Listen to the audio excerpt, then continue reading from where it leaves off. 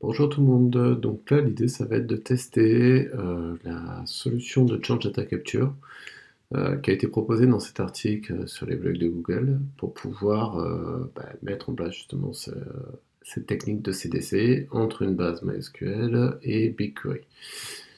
Donc pour pouvoir mettre cette solution-là, il s'appuie sur un outil qui s'appelle Debezium, qui est un produit open source qui permet de faire du change data capture, qui permet de faire du change data capture. Donc là, ce qu'on va mettre en place, c'est qu'on va installer donc une base MySQL, on va activer et exécuter le connecteur Debezium, qui lui-même va aller envoyer ensuite les différentes modifications qu'on va faire sur notre table via PubSub, et on va traiter ces données sur Dataflow pour les insérer directement dans BigQuery.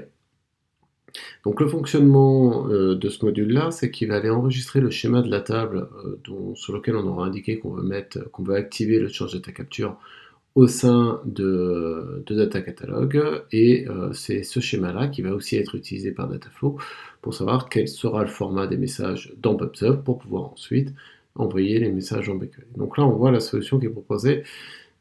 Exploite donc PubSub pour transférer les messages, Data Catalog pour donner des informations du format des différents messages qu'on va transmettre à PubSub, et Dataflow pour transformer et ingérer les messages directement dans BigQuery. Donc là, vous pouvez regarder le reste de l'article si vous le souhaitez. Il y a un lien vers le GitHub qui est présent ici, qui est sur le template Dataflow qui est utilisé. Et sur ce GitHub là, au niveau du README, on a donc la démarche qui est à réaliser entre le déploiement de Debezium et l'exécution du pipeline de Dataflow. Donc c'est cette partie-là qu'on va réaliser. Donc le choix que j'ai pris, c'est d'exécuter Debezium directement sur ma machine.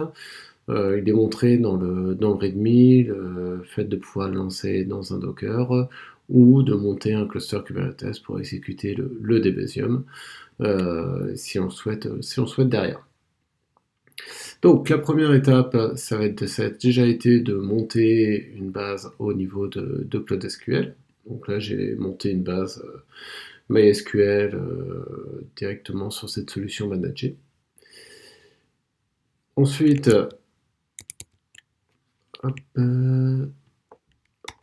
ça a été de créer les différents fichiers de properties. Donc là, j'ai mon fichier DOM qui me permet de positionner mes différentes variables d'environnement. Vous allez retrouver donc deux fichiers de properties, un pour le mot de passe pour que je puisse accéder à la base de données, et un deuxième fichier de properties dans lequel on va retrouver un certain nombre d'informations, celles que vous retrouvez sur cette partie-là, telles que le nom de la base, le nom d'utilisateur que Debezium va utiliser, l'adresse IP de ma base de données, sur quel projet je travaille, le préfixe pour les topics PubSub que je vais utiliser, et l'information qui va être fonctionnelle, qui va être importante, c'est quelles sont les tables sur lesquelles je souhaite activer du CDC dessus. C'est donc là, ce que fera Debezium, c'est qu'il va récupérer les logs de ces différentes tables, qui va ensuite aller pusher vers un topic PubSub. Donc pour le moment, on peut faire qu'une table vers un topic, donc ce qui fait que si vous avez 20 tables à gérer, vous serez obligé de créer 20 topics PubSub, avec derrière potentiellement 20 templates Dataflow, sauf si vous transformez le Dataflow qui est mis à disposition pour le moment. Il est prévu dans les futures évolutions qu'on puisse envoyer l'ensemble des tables, ou un certain nombre de tables, au niveau d'un seul et même topic, plutôt que d'avoir un topic par table par la suite. Donc on va continuer dans la partie préparatoire. J'ai créé deux comptes de service, un pour mon Debezium, le CDC account, et un deuxième pour créer mon Dataflow, donc le CDC Dataflow. Comme ça, quand je vais les exécuter, je vais avoir des comptes de service qui vont exécuter et qui vont pouvoir se connecter avec la console directement. Ensuite, j'ai créé deux datasets, un pour l'échange log et un deuxième pour le réplica de ma table en question. Donc là, je vais faire la démo uniquement sur une seule table, la table accommodation, qu'on peut voir ici. Donc toute cette partie-là étant prête, je vais pouvoir donc exécuter mon Dataflow et exécuter mon Debezium.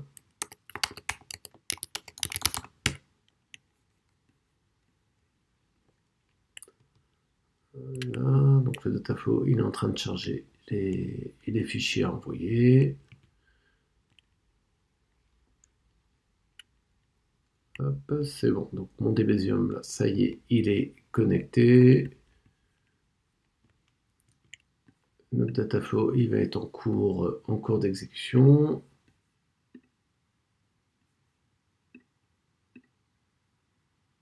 Voilà, là on voit, il est là, il est en train d'être créé, il est en train de s'exécuter. Donc auparavant, ce que je n'avais pas montré, c'est donc j'ai créé un topic PubSub, donc là vous le voyez ici, donc là on reprend le nom de la table en question, la database sur laquelle je m'appuie, le nom de l'instance plus le préfixe que j'avais rajouté dans le fichier de properties. Ensuite, je peux accéder si je veux au niveau de mon topic, donc j'ai un certain nombre de métriques qui me permettent de vérifier le nombre de messages qui vont transiter par ce topic-là, et j'ai donc créé pareil une subscription sur le topic en question, et c'est cette subscription-là que va exploiter notre dataflow pour pouvoir lire les messages qui vont être envoyés par notre Debezium.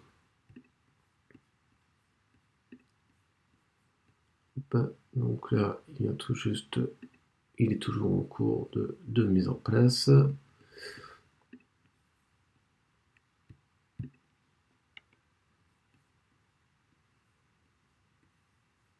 Donc on va bientôt pouvoir envoyer donc nos premiers messages.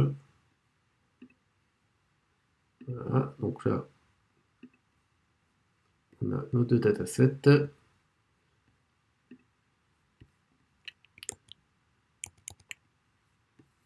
Et donc maintenant, on va pouvoir transmettre les premières.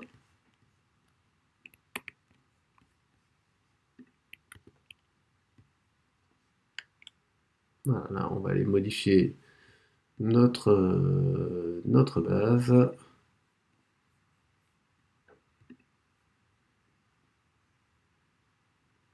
Hop, là, a priori, ça devrait être bon. Les workers ont été exécutés.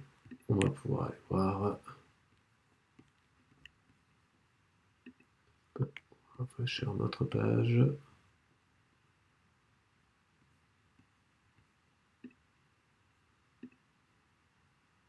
Et donc là, on a donc nos premières tables qui ont été créées. Donc là, vous voyez, vous avez la table pour gérer les changelogs et la table qui est notre table d'état qui permet de dire qui est un réplica de la table en question. Donc là, on voit, j'ai la donnée que je viens de rajouter. Donc là, on l'a vu dans la table d'état et vous l'avez directement au niveau du changelog.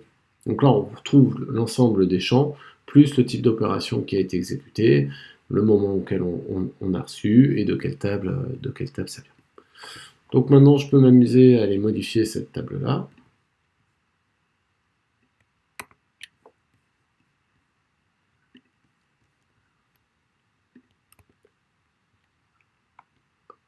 Je vais aller modifier la valeur. Donc là, j'ai juste changé la valeur du titre. Et on va s'amuser. Et j'en profitais pour ajouter aussi une deuxième valeur. Tac.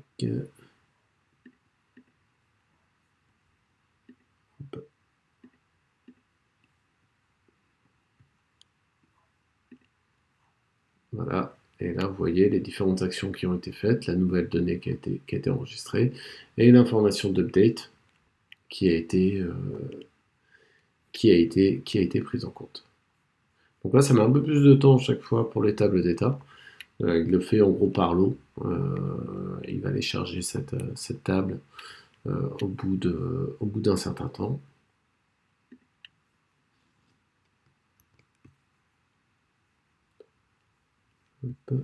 Donc là on peut aller regarder un petit peu le dataflow en question. Donc, il va lire directement dans PubSub, donc il se connecte sur la subscription que je vous ai montré tout à l'heure. Il va récupérer le payload, il va le traduire et ensuite il va pouvoir aller enregistrer les données dans BigQuery avec donc les différents enregistrements. D'un côté vers le changelog et de l'autre il va aller merger l'information par rapport à la table qu'on lui a envoyée. Pour le data flow, on va regarder si l'information est arrivée là. Il ne nous a pas encore rechargé la deuxième table. Pour le data flow en question, sur le template qui est utilisé, vous l'avez sur le GitHub des templates data flow, donc qui est le CDC to be create change player pipeline, sur lequel on retrouve la totalité des informations. Donc ça peut être intéressant d'utiliser le pipeline tel quel. Après, vous pouvez très bien repartir de ce pipeline-là pour reconstruire des traitements qui peuvent être particuliers si vous souhaitez le faire. Par exemple, rajouter un enregistrement des données, peut-être pas sur BigQuery, mais plutôt sur du storage, par exemple. Ça peut être une chose, ou potentiellement les renvoyer vers un autre PubSub si vous en avez le besoin.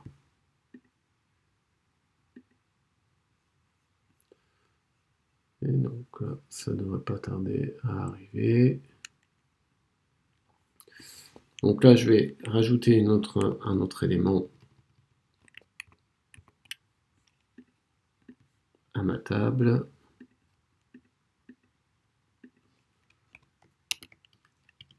Hop. On va l'appeler chalet numéro 2.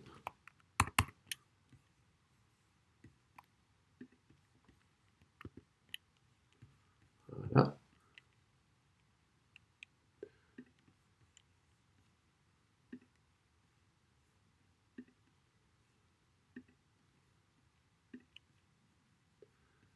Et là, vous voyez, par contre, sur le changelog, là, c'est automatique. Les données sont rajoutées vraiment directement sur le changelog en question. Alors, je n'ai pas mesuré le temps. Voilà, là, on a la totalité des informations. Là, vous voyez, ça se fait vraiment par lot, parce qu'on a aussi notre chalet 2 qu'on a enregistré, qu'on a eu tout à l'heure. Si maintenant, je vais aller supprimer une donnée,